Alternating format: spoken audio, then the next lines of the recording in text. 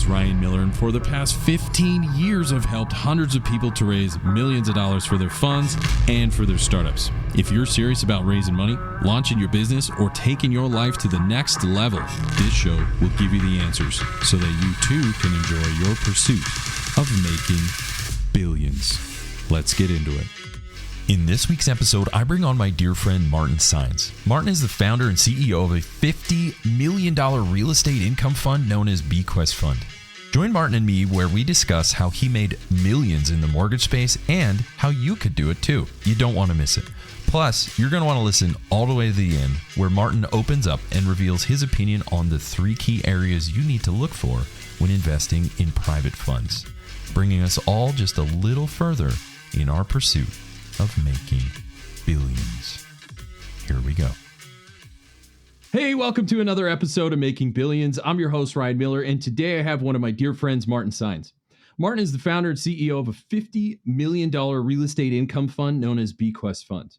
Now, what this means is Martin has found a way to do millions of dollars in deal flow within real estate and mortgages. He's going to come on the show. He's going to tell us everything that he's doing, how he got there. So for those of you that are just starting out, you're going to want to hear how Martin started in this sector as well. He's going to talk about what he does. And then hopefully in the end, if he's polite and I ask nicely, he's going to tell us a few tips that he has that he's going to let us know on things that he has done where he can look back and say, here's the things that I wish I knew. Here's some secret hacks or whatever we want to call it. But before we get into that, Martin, my man, welcome to the show, brother. Ryan, thanks for having me on. It's just an honor to kind of spend this time with you, and shout out to the Making Billions community and for spending this time with us. Awesome, man. Yeah, thank you so much. We've got fans around the world. We're getting fan letters and all these wonderful things, and it's all because of phenomenal guests like you and like everybody else that's come before you. So thank you so much for adding your light to this bonfire. We're talking about private deals, private equity, venture capital startup. We're talking about a lot of stuff. However, what I do want to talk about is you. And my understanding is you've had quite the interesting journey. I mean, there's Pentagon, there's museums. I don't want to steal it, but it was a very cool journey as you were finding your footing and growing your business. I'm sure fans around the world would love to know, where did it start for Martin? Sure. So after getting my MBA in 2001, I went out and received a corporate job like any good MBA would do. And what I found is corporate America just wasn't a fit for me from a value perspective, from a productivity perspective, and just a number of other reasons. And I only made it a few years, and actually we mutually parted ways. And my wife and I said, we can never do this again. It's just not a fit. So we needed to figure this out and do a business for ourselves. And so that's exactly what we did. We put together a lot of idea generation, and we stumbled upon founding a museum exhibit display company in the DC area, selling directly to the federal government on a prime level. Awesome. And where did it go? So you're this museum exhibit company, you're finding your footing. You just had that entrepreneurial bug. And so you found a way, you closed some deals, you worked with contracts, maybe walk us through that and where it went from there. Yeah. So it went south actually for about 3 years in the negative. So we could do a whole podcast on making payroll the day of. And with ending with me crying in the parking lot. So, we could go there, but we'll keep it on the positive. I think that, and anybody that wants more than what they currently have, if anyone wants, to have control over the income in their lives, they're going to have to go through some journey where they're hitting some pain points, to make it to the other side where, because all of it's hard work at the end of the day. And that's what we found with a small business.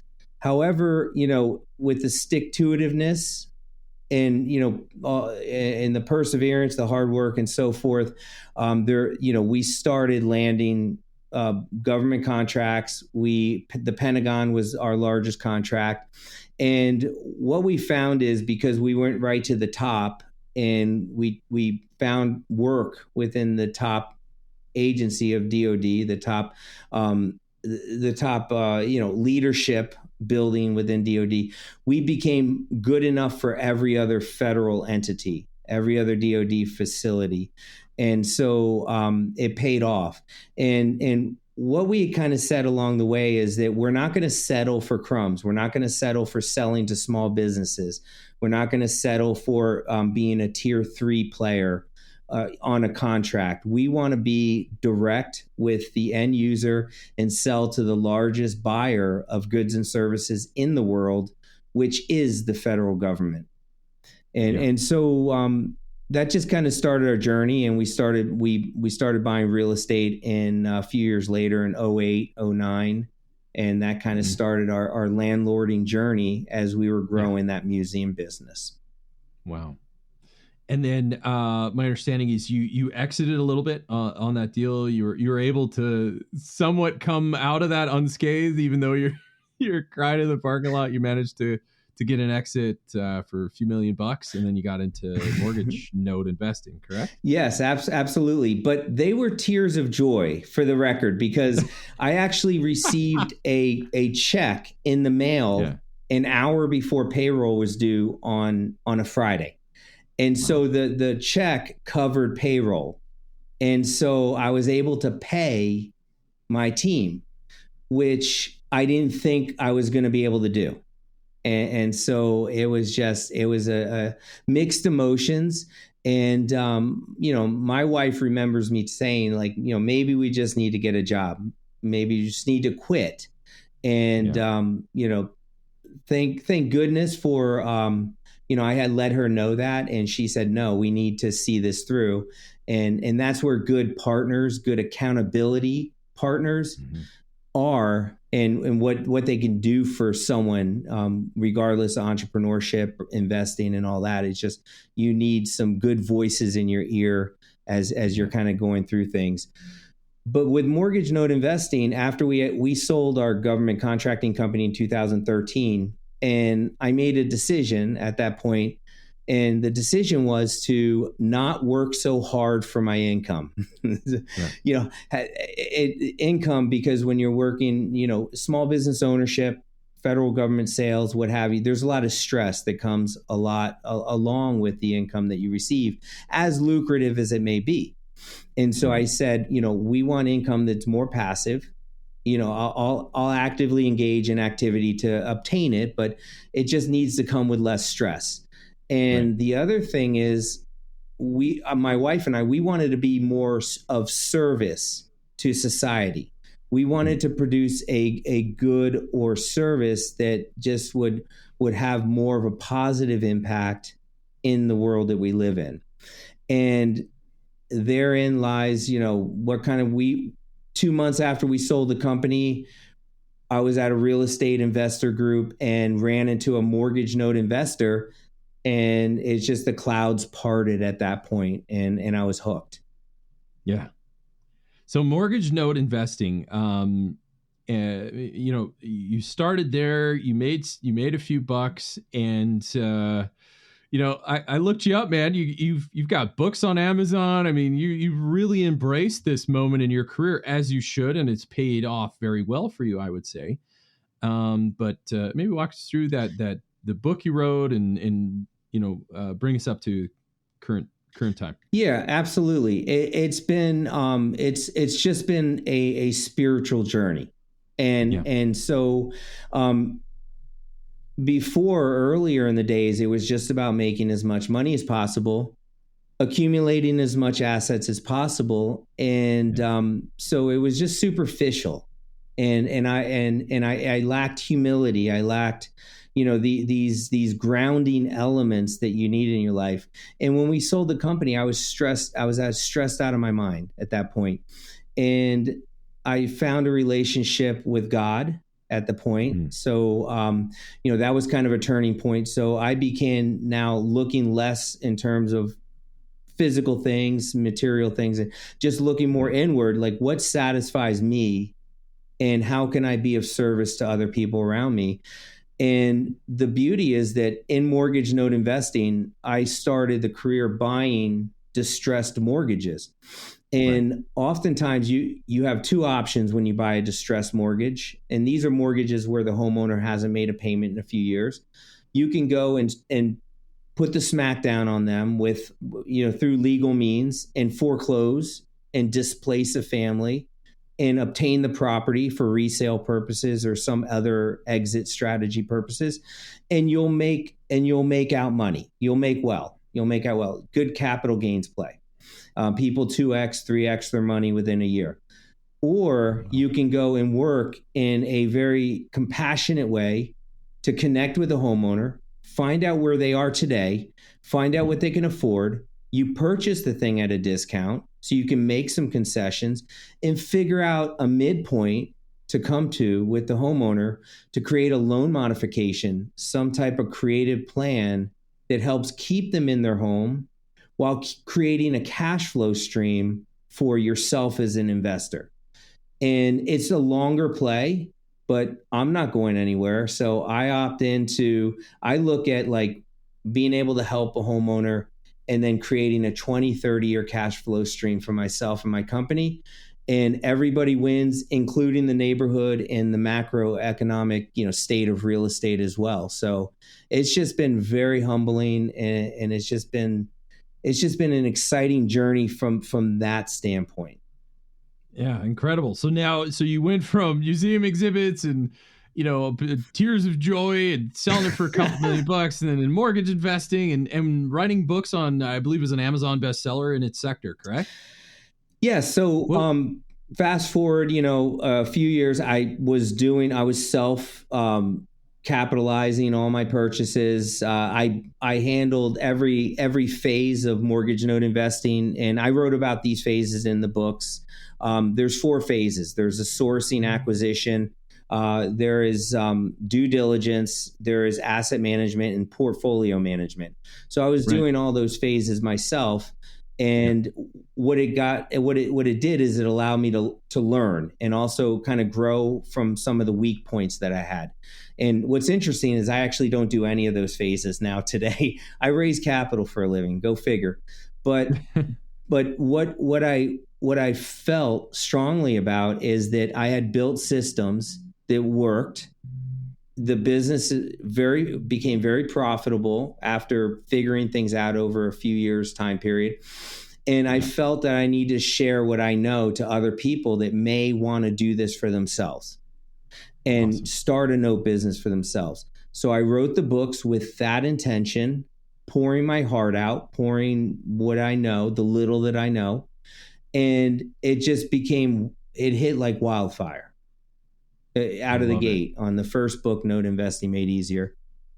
Is that what it's called? Note. I was just going to ask you. Note Investing Made Easier. Note Investing Made Easier, and people read it. My business partner today was one of the first people that read the book, my first book in 2017, and we transacted over time. I mentored him. We did deals together, and then we formalized the business in 2019. Wow. So I hope for our fans around the world that are listening to this, there's literally a guy with a $50 million investment fund that wrote the book and literally tells you how he did it and how he got started. I'm just saying, like, learn from guys like this. That's why we come to a show like this, is to hear people who've developed stuff. And the fact that you have a book that literally spells out how you did it, I mean, my goodness. So obviously I'm not being paid to endorse the book or anything like that. I'm just saying this is wisdom. If I was on the other side and listening to this, of course, buying these books, listening to these podcasts and all of these things that you're putting out there, certainly are a way for people to learn from you. So now you've got Bequest Funds. Mm-hmm. You've done well in the book sector. You're teaching people through your books and through personal mentoring. My understanding is you've got are there sectors that you're focused on, certain cities, or, walk us through kind of current state. What kind of trouble are you making now? Sure. So, current, fast forward to today, my business partner and I, we operate a, mortgage company that buys distressed mortgages, keeps homeowners in their home, and that's at about 35 million assets Okay. under management. It's privately owned. There's no investor capital. And Yep. we launched Bequest Funds, which is an income fund that buys these reperforming mortgages that are back on track and have become reseasoned. That's the $50 million income fund. And how we were kind of drawn to do that is that over the course of years, we found a lot of individuals that read my books or connected with us for some reason. And they said, look, we're not looking to start a whole note business for ourselves. I'm a doctor, I'm a lawyer. I'm just looking to go and earn some passive income, just like you're doing, but not in an active way. So we said, well, there's a market that we can serve. And that is, these individuals that are accredited. They're starved for additional monthly passive income. We have a very low risk product that we manage and invest in ourselves financially. And so it just was kind of a logical fit that we said, let's go launch this and be of service to the investor community as we help homeowners as well. So it's kind of dual purposed. Awesome. And what, I don't know if you're allowed to get into it, but what, now that you've got this Bequest, this mortgage note investing $50 million fund, let's talk numbers. What kind of returns? I mean, what's the performance of getting an investment fund like this or others? Like, bring us into your world. So let me give kind of the chain of events. So you have a mortgage, because that helps kind of bring perspective with the numbers. You have a mortgage loan that's defaulted. It's purchased into the private fund at a discount, maybe 30, 40 cents on the dollar. We produce a loan modification at par. So now you have a performing asset in your private fund. So from that point, even though the coupon rate on that mortgage may be 5-6%, over a course of time, 12 months, 24 months, it becomes reseasoned as homeowners make on-time payments. So again, these are initially good homeowners. They're good borrowers. They got a loan at Wells Fargo. They got a loan at PNC Bank. They just ran into some hard time. And so now they're back on their feet. And so once they become reseasoned, Bequest Funds, the income fund, buys that mortgage into its fund at an 11-12% yield. And from that, we receive monthly payments from the homeowners, and we in turn pay our investors out at either 9% annual pref or an 8% annual pref based on time commitment that the investor's given us, and we make our distribution payments on a monthly basis. So hence the monthly passive income option. Wow. So a lot, like you said, doctors, lawyers, these well-paid professionals or anybody really, if they're looking for the steady, predictable income, Bequest Funds is certainly one of those top contenders for people to invest in. You didn't say that. I certainly did. No, our number one investor is our investor profile is a successful entrepreneur or successful real estate investor that has worked astronomically hard for their money and now is looking to balance that with some easy times. Yeah. And so it's just fascinating. And I love talking to fellow entrepreneurs and real estate investors, but it's kind of funny. It's because you work, you think like, oh, I'm going to landlord initially, right? I'm going to landlord, and then mailbox money will come in. No. Yeah. You got to manage the property manager. You got to self-manage. You got to raise capital. You got to go apply for a damn mortgage, and leverage. And it's just ongoing. And so over the course of time, you're like, this isn't as passive as I thought. It's feeling a little more active. Yeah. Good times, man. Yeah. Even starting a fund is still starting a business. So you're an entrepreneur as well. But, you put in a lot of work. So it sounds like your ideal investor is literally took the same journey that you did, where they're just like, I need to slow it down a little bit and have a little work-life balance. So yes, the 9% return or whatever it is, providing that fixed income is a little yes, although that's true, but what you really provide someone is an upgrade to their lifestyle. Again, you didn't say that, I did. I'm just observing what you said, is saying like, look, man, we can give you that steady stuff. We can improve your lifestyle without disrupting your life. In fact, your lifestyle and your life can get better when you're in the right investment. Would you agree? 100%. There's a statistic out there that individuals that make over $200,000 a year, 36% of those individuals live paycheck to paycheck. And what's misunderstood is that, these individuals, these high income earners, they're all set. They're just wealthy people trying to get wealthier. And when I talk to these individuals, which I do almost daily, a lot of them have zero or close to 0% passive monthly income. And yet at, they're 10 years, 20 years from retirement, and they want to maintain the same standard of living, which requires 20, 30K coming in monthly into their bank account. Yet they don't have a plan to do the math and get them from 0 to 30K a month within 10 years. And we do the math with them. Wow. And unbelievable. So now that you've built that and you stood these things up, let's get into some helpful advice.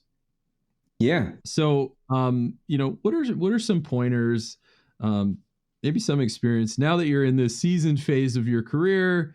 You can look back and say, look, if I boiled it down to some key things that if I could give somebody around the world some universal advice, either on this sector or otherwise, what would you tell them? It would be first and foremost to take control back of your financial future.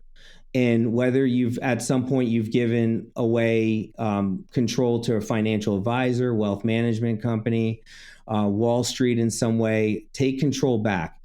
And one of the things that's important to do is look at the risk factors when looking at any opportunity. So this is not a Bequest specific topic. And the 3 risk factors that I recommend everyone look at when they consider any opportunity is, first and foremost, who is the operator? And so who is the operator means a lot of things. It means background checks, both criminal and civil. It means which speaks to the character and integrity of the person that's going to be taking care of your money.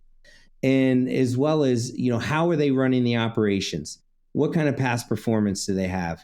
And, what kind of metrics do they have in place present day to make sure that there's controls over the operation so that the money, is everything's going to flow how it needs to flow.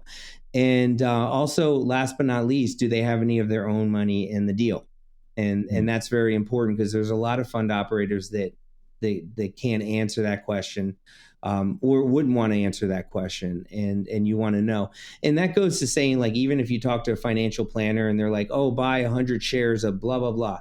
And then you ask them, well, how many shares do you own personally of blah, blah, blah? And they're like, well, I don't, but I'm telling you should do it. Well, that doesn't really that doesn't jive, right? Yeah. Awkward. Yeah. Capital preservation's number 2. And this is, what's the asset class?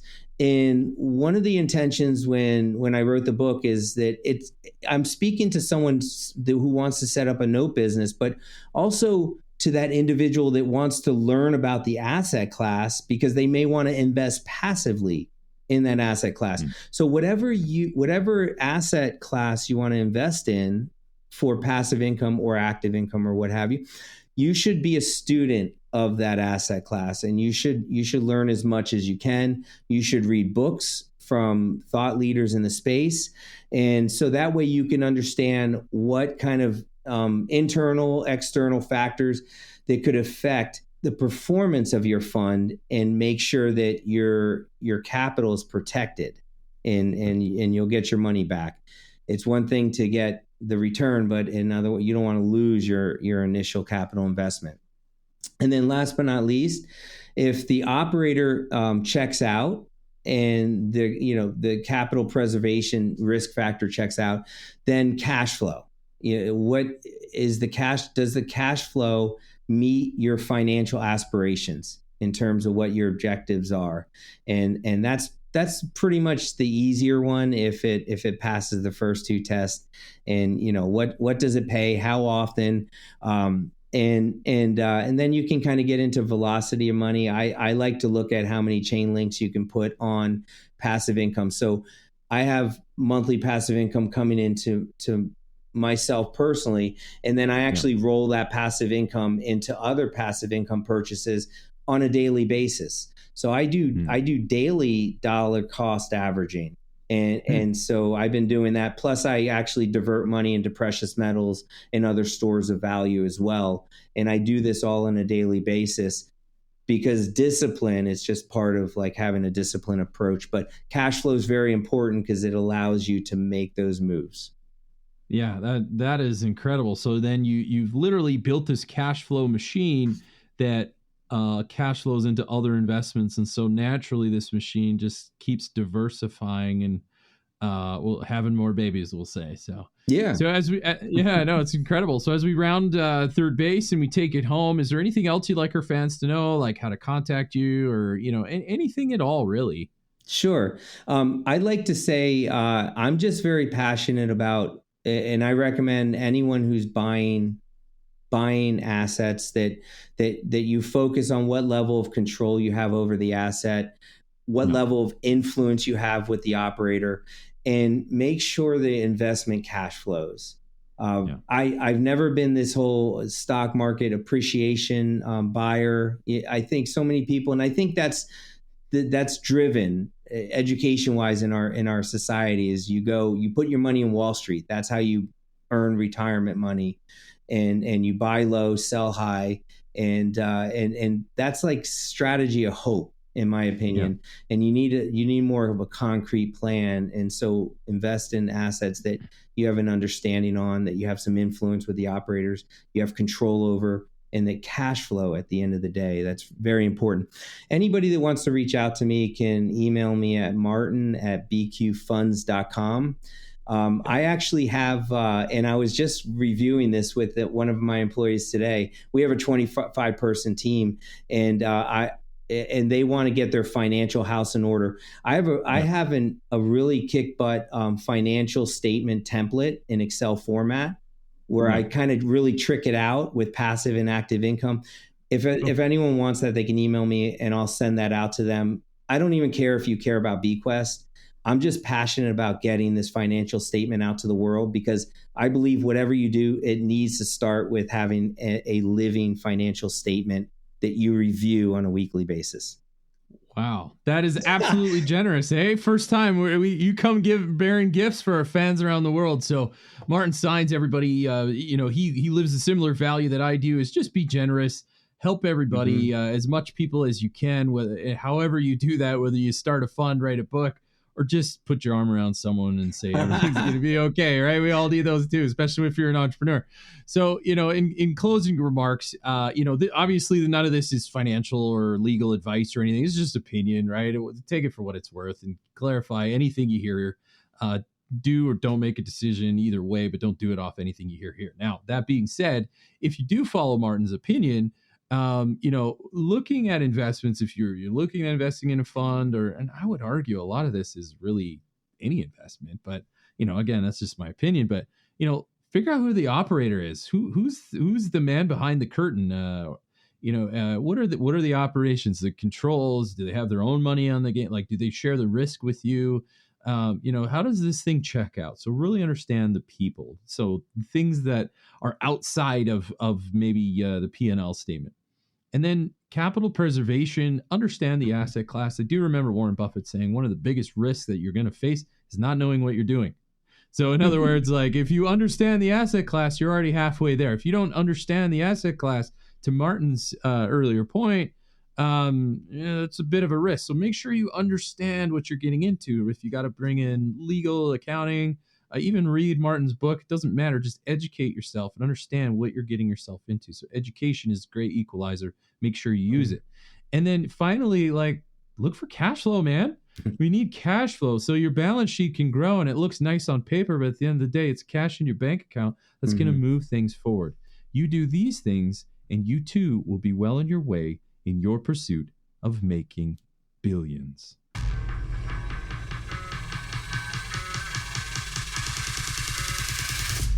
Wow, what a show. I hope you enjoyed this episode as much as I did.